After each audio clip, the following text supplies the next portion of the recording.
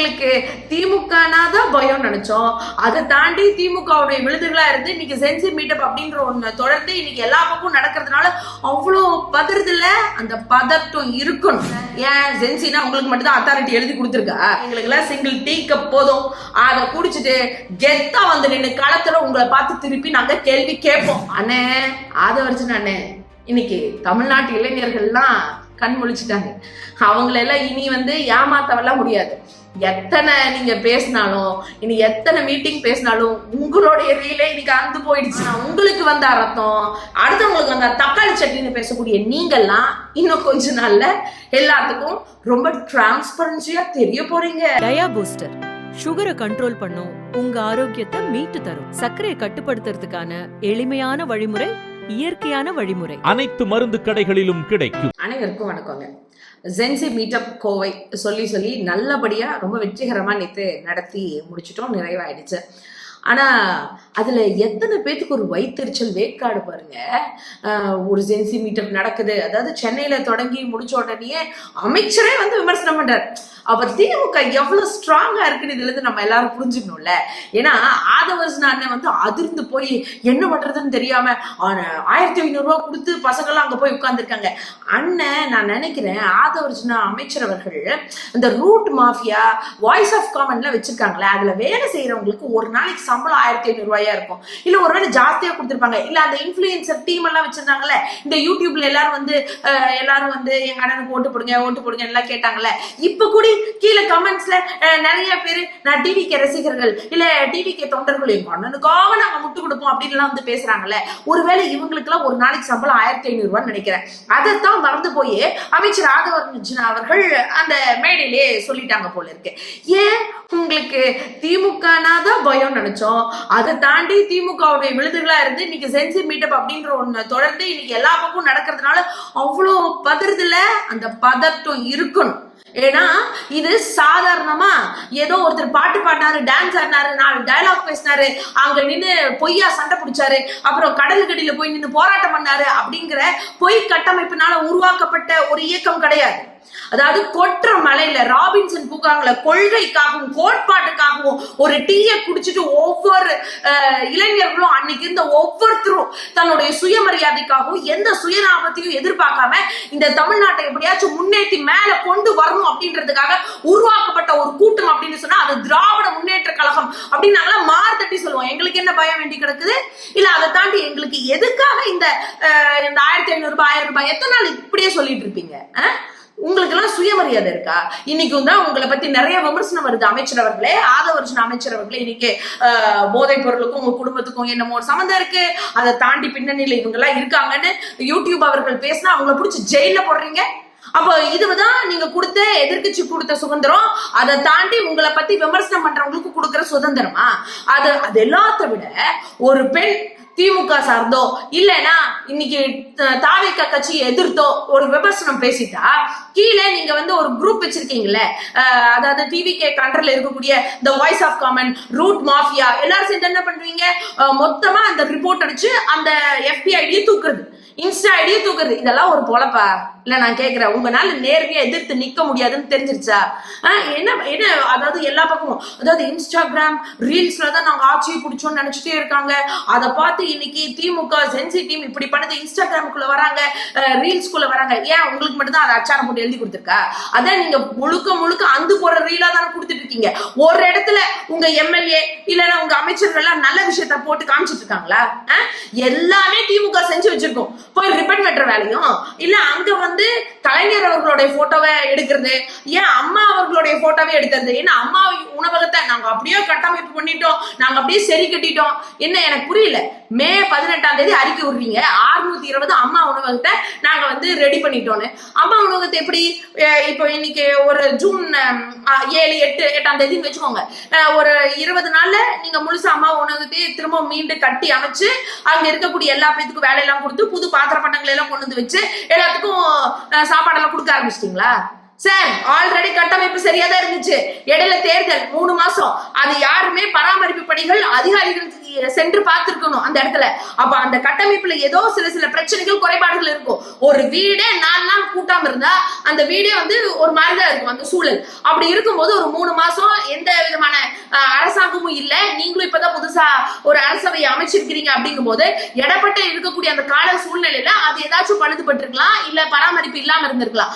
அதுக்காக நீங்க வந்து இப்ப புதுசா என்னமோ நீங்க தான் எல்லாம் கட்டமைக்கிற மாதிரி, நீங்க தான் இந்த 620 மீட்டர் எடுத்த மாதிரி இந்த பில்டப் கொடுக்குறீங்களே, எத்தனை நாள் இந்த பில்டப் இன்னும் நீங்க கொடுத்துக்கிட்டே இருப்பீங்க? இதையெல்லாம் இன்னைக்கு கேள்வி கேட்க இளைஞர்கள் வந்துட்டோம். எங்களுக்கும் எல்லா விஷயமும் புரியும், புரியாமல்லாம் ஒண்ணும் கிடையாது.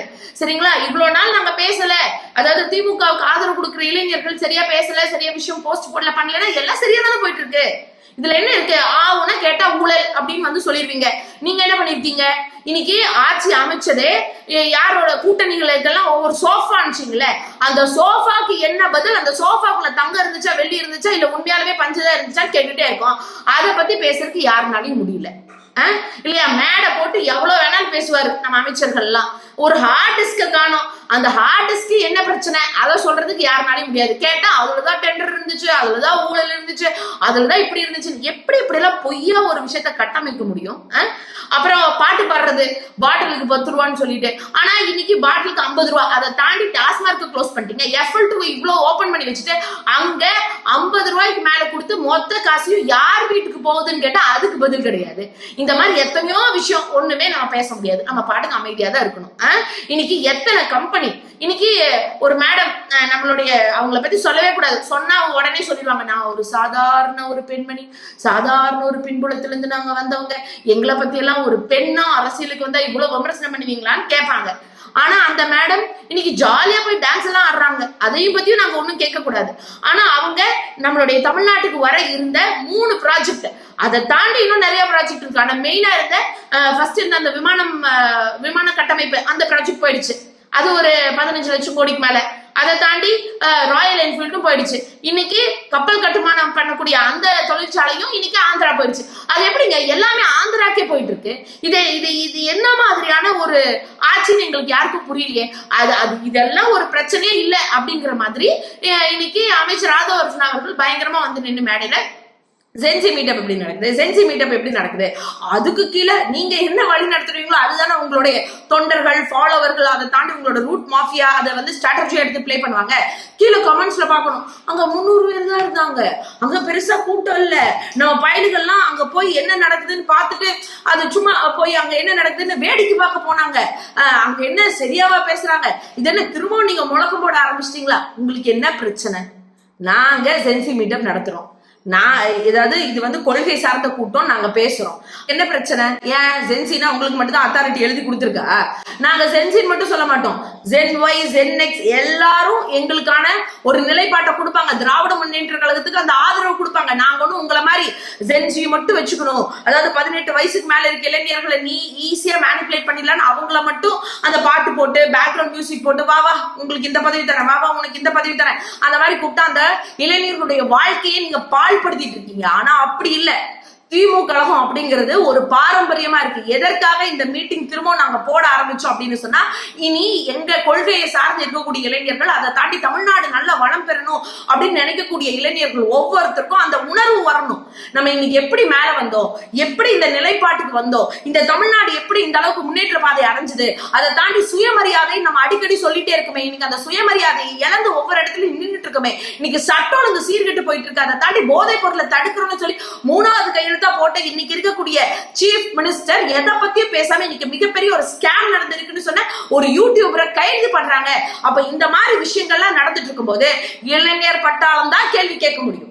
அதை பார்த்து நீங்க பயப்படுறீங்க அப்படின்னு சொன்னா, அதற்கு நீங்க 1500 ரூபான்னு விலை வச்சீங்கன்னா எங்களுக்கு எல்லாம் சிங்கிள் டீ கப் போதும், அதை குடிச்சிட்டு கெத்தா வந்து நின்று களத்துல உங்களை பார்த்து திருப்பி நாங்க கேள்வி கேட்போம். அதுக்காக உருவாக்கப்பட்டதுதான் ஜென்சி அப்படிங்கிற ஒரு விஷயம். இது ஜென்சியோட நிக்காது, ஜென் ஒய்க்கு போய் கேட்போம், ஜென் எக்ஸுக்கு போய் கேட்போம். ஏன்னா உங்களை மாதிரி நாங்க 18 வயசுக்கு மேல இருக்கவங்களை மட்டும் மேனிபுலேட் பண்ண மாட்டோம். எங்களுக்குன்னு சில பாரம்பரியம் வரலாறுலாம் இருக்கு. எங்களை தாண்டி இந்த கட்சி நல்லா வரணும்னு கட்டமைச்ச நிறைய பெரியோர்கள் இருக்காங்க.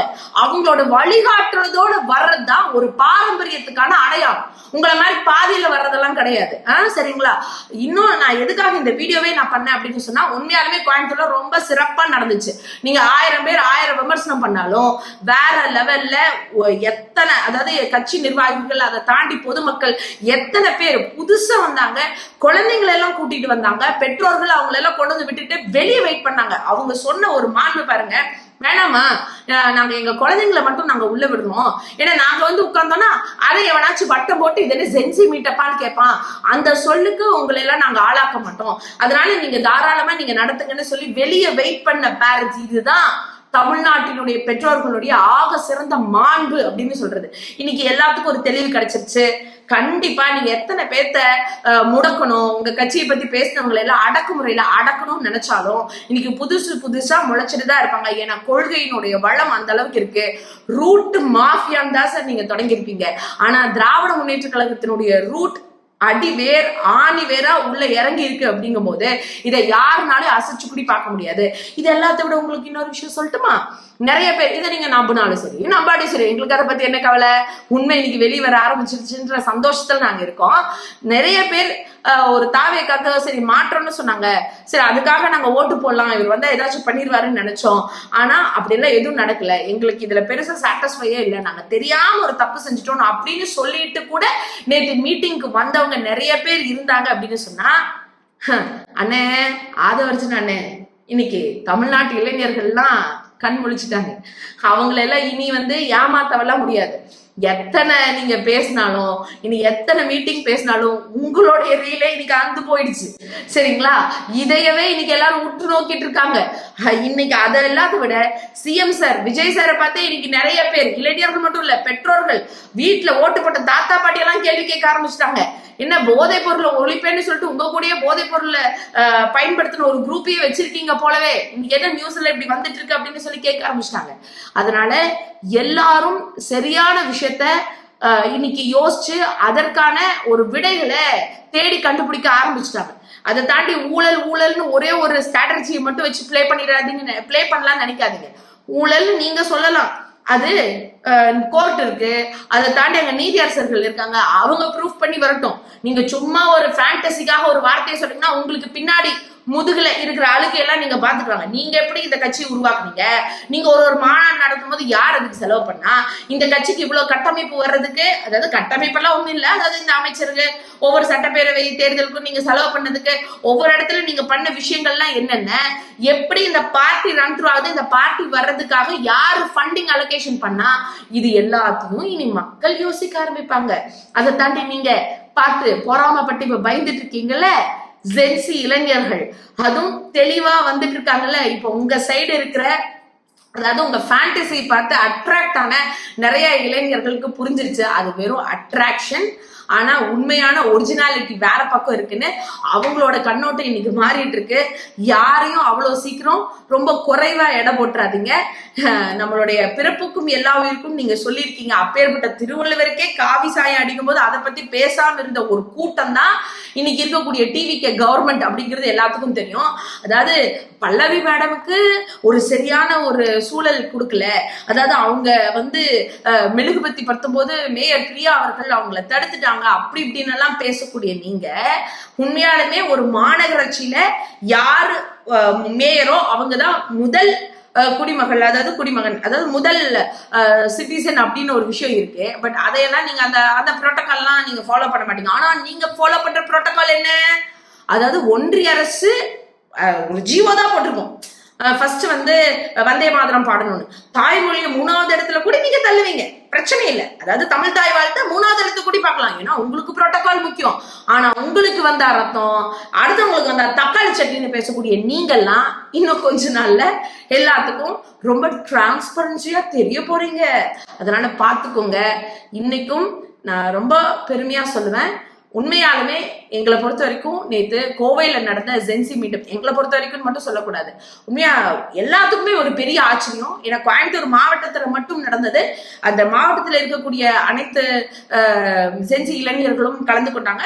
கொஞ்சம் பக்கத்துல இருக்கவங்களும் எல்லாரும் வந்தாங்க. எங்களை நம்பி வந்து இத்தனை பெரிய விஷயத்த நல்லபடியா நேற்று முடிச்சிருக்கோம். நிறைய அரசியல் பேசணும், ஒவ்வொருத்தருக்கும் பேசுறதுக்கான வாய்ப்புகள் வந்து வழங்கப்பட்டுச்சு. அதுல சில குறைகள் இருந்தாலும் அதை சரி செஞ்சுக்கணும் அப்படிங்கிற ஒரு முன்னேற்பாடும், அதை தாண்டி அவங்க அவங்க சொன்ன கருத்துக்களை ஏத்துக்கக்கூடிய மனப்பக்குவத்தோட அங்க இருந்த மீட்டிங் நல்லபடியா நிறைவு பெற்றுச்சு அப்படிங்கிறது ஒரு பெரிய ஒரு விஷயமா நாங்க பார்க்கப்படுறோம்.